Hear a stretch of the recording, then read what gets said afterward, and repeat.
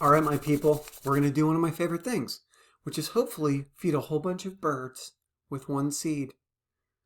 What are the birds? Well, I'm going to try to touch on something the kid made a request for in one of the initial comments, which was he expressed an appreciation for the kind of wake-up call kick in the ass that happens in my classes sometimes, either from me or a guest speaker. We're going to examine a TikTok that went a little bit viral that is reflective of a whole bunch of other TikToks having to do with the value of a college degree or getting jobs after college.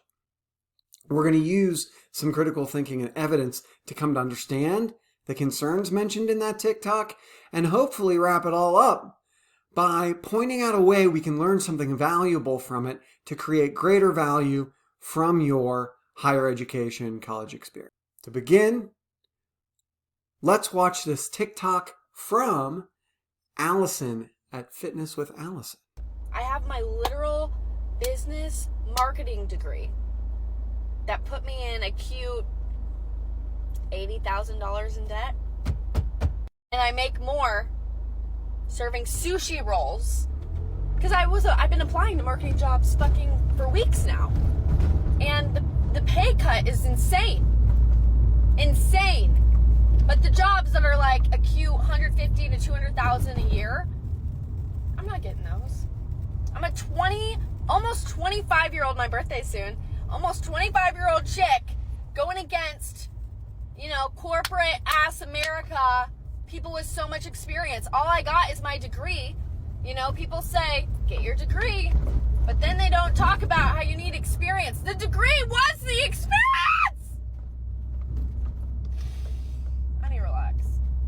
Whew, relax, honey is right. Allison's fired up. And maybe we'll calm her down a little bit with this video, or maybe we'll just justify what she's pissed off about. There are plenty of things that we could shit on about this TikTok, but I want to focus on the things where Allison has a point. And there's a couple of them in there that are really important. But the one I want to talk about most and first is the realization that a college degree in and of itself is not going to make you competitive in our job market today. And I have a couple of things to explain why, and none of them have to do with how much harder it is now than it used to be, or the world is conspiring against you. It just has to do with a foundational concept native to capitalism. And we're not going to get into an argument about whether capitalism's good, bad, or otherwise.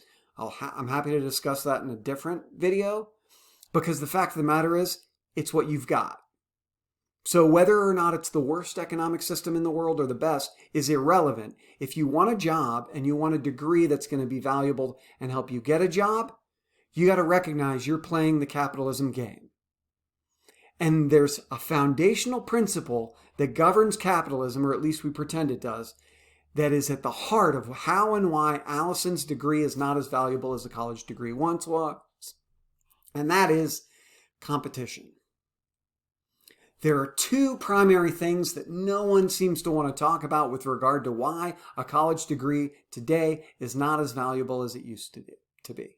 First, there's just more people who have college degrees. And second, the quality of that education, not as good as it once was. First, let's talk about the numbers game. If we look at this chart, we see that in 1960, 7.7% of the population had a bachelor's degree or higher. 7.7%. That means that if you got a bachelor's degree out of 100 people, you had more education than 92 of them. 92.3 of them, but I don't know who the 0.3 person was.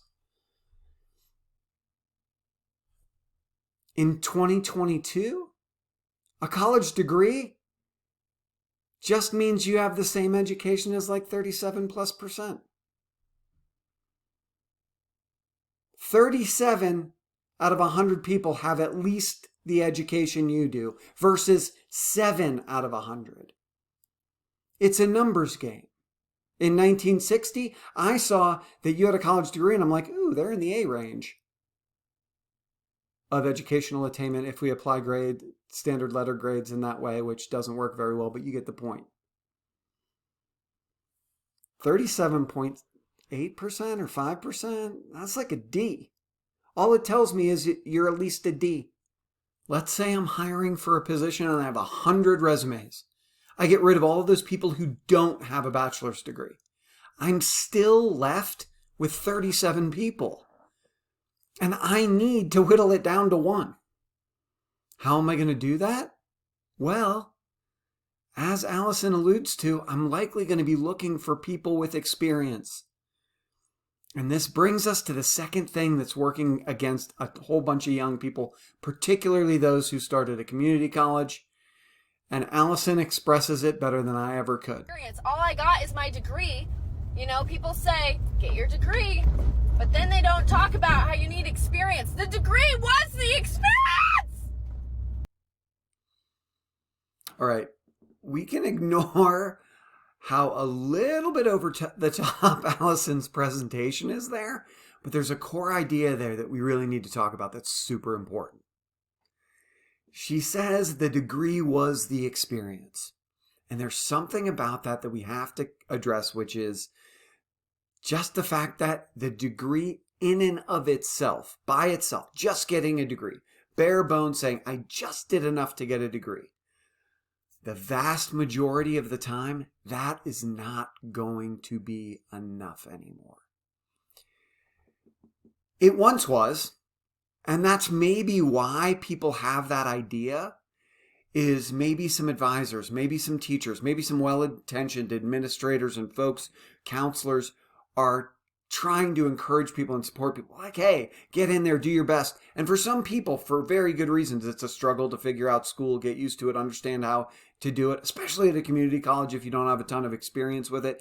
And passing classes is a great way to start and an awesome accomplishment.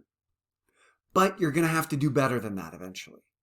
Because once it was enough to get a degree, if we go back to like 1960, that first generation of boomers, everybody likes to beat up on them. But a lot of these ideas only work if it's 1960. If it's 1960 and you're only competing against 7% of the population, and a college degree meant what it meant then, hell yeah, C's get degrees, baby. But in 2023, not so much. And there are two really obvious reasons why that I want to talk about. The first is just the sheer amount of time it takes to get a college degree. The time that was put in. A degree signifies that someone had an experience, as Allison said. But in 1960, it meant I'm pretty confident that that student spent 25 to 30 hours a week studying outside of class. That was the average.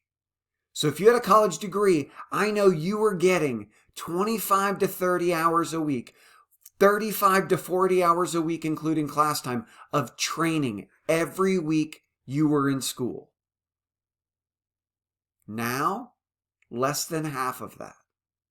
If you're a community college student, way less than half of that. And what you have to remember is studying, going to class, working on schoolwork is training. It's exercise. And a lot of people don't think of it that way, but that's what it is. When you're reading, when you're thinking, when you're analyzing, when you're taking notes, thinking about how those notes work, learning stuff, applying those skills, it's training. It's changing your brain the same way exercise changes your body.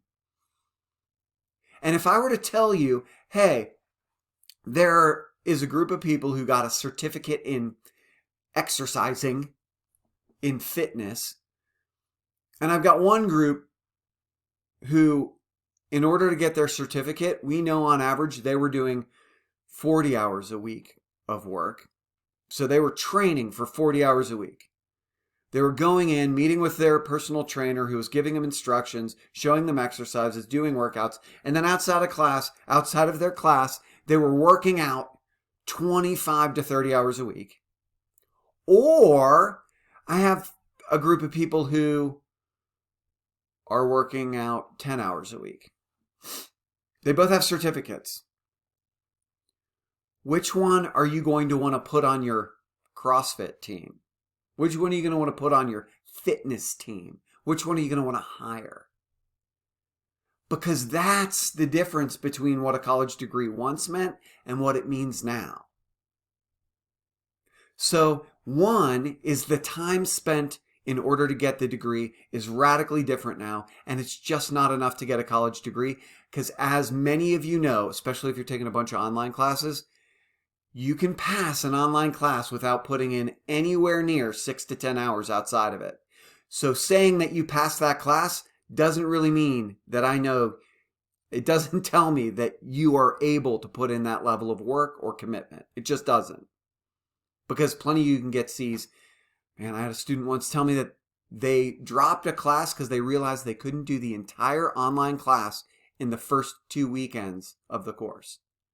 Because that's what they were used to. So that's problem one. And it's not necessarily your fault. I'm blaming it on the teachers, administrators too. And it ties into reason number two, which is they're making it too easy on you. It's not as rigorous. It's not as hard. And it's not really always preparing you for what's to come. Those of you who've had me in class know that I tell the story. I talked for years and years, every student I ever had who transferred somewhere or went on, if I ran into them or ran into a front range student, I'd be asking them, how was their experience afterward? And to a person, every single one of them said there was a really difficult transition to realizing that they had to do it all on their own. Whether it was taking that lecture-based class where every class is just going to be lecture, you're taking notes, and you might have a midterm and a final, which, by the way, 70% of classes at four-year schools are going to be lecture-based. So you've got to get used to and develop the skills as to how to really focus, really pay attention, really take notes, really turn those notes into meaningful study guides for yourself. Because most of your classes are going to be that way. Students struggle with that because they haven't been prepared for it. What are you going to do when you can't get in touch with a professor? What if they're not in their office hours? What if you don't have TAs who are super knowledgeable and they're really just there to grade? How are you going to figure that out and navigate it? Similarly, if I see that you got a degree, and I know now, because HR people who are hiring aren't stupid anymore. I'm working for a business hiring people. I know what goes into college degrees now. I'm not an idiot. I'm paying attention. I know a college degree meant that, hey, maybe you put in a couple hours, especially if it's online. That's not enough to tell me that you're excellent, because people have made it really easy for you. And it was well-intentioned, and I think most people who are doing it do it pretty well. But oftentimes I see, let's do some active learning stuff. Here's your study guide. Turn it in whenever you want. Turn it in late. I had a student recently, it's all been exacerbated by COVID. He said the biggest disservice he thought his high school was doing was those 2 years of COVID. Everybody could pretty much turn things in at the very end of the class, and they'd still get full credit for it. And he got used to it. And he was struggling like crazy in my class. In my classes for the last 2 years, I probably did the same thing. They were too damn easy. So, a college degree in and of itself isn't enough. But it can be enough. It can be more than enough. It can be more than enough if you take responsibility for it and you squeeze every ounce of value out of your college experience you can. What does that look like? Finding out all the ways you can make your degree as valuable as possible is what this is going to be all about. What this whole experience that I'm trying to provide people is going to be all about. So please keep an eye out, and we're going to try to find all of the ways we can make your college experience as valuable as possible to you and to everybody else. Thanks for the time.